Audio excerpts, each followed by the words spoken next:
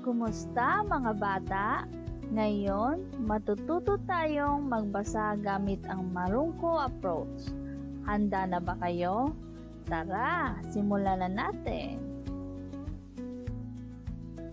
Mga bata, narito ang bagong titik.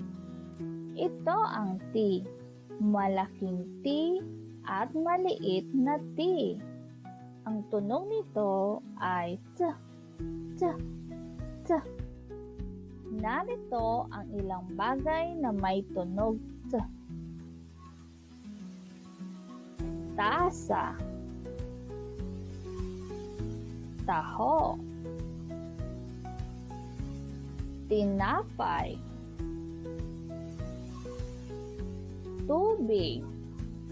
Ano ang unang tunog ng mga salitang ito? T, T, T. Ngayon, pagsamahin natin ang titik T sa iba't ibang patinig.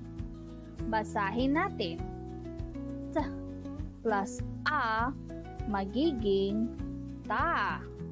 T plus E magiging te. T plus I magiging ti. T plus O magiging to. T plus U magiging tu. Basahin natin uli. Tate, ti, to, tu.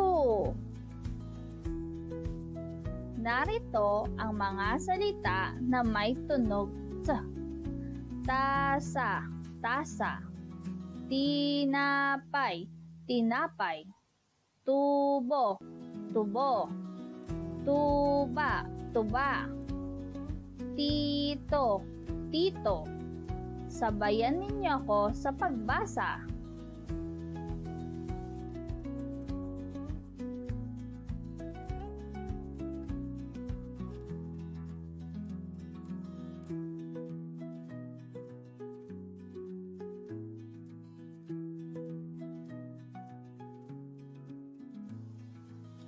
Basahin natin. Si Tina ay may tasa.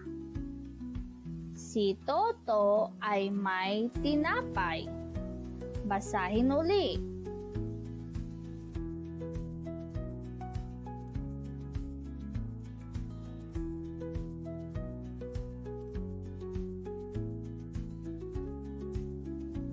Tandaan, ang tunog ng letrang ito ay T, T, T. Pakiulit. Tama. T, T, T. Magaling mga bata. Natutunan na natin ang titik T. Tandaan, ang tunog nito ay T. Hanggang sa susunod na aralin. Ang susunod na aralin ay ang titik G. For more videos like this, please subscribe to my channel.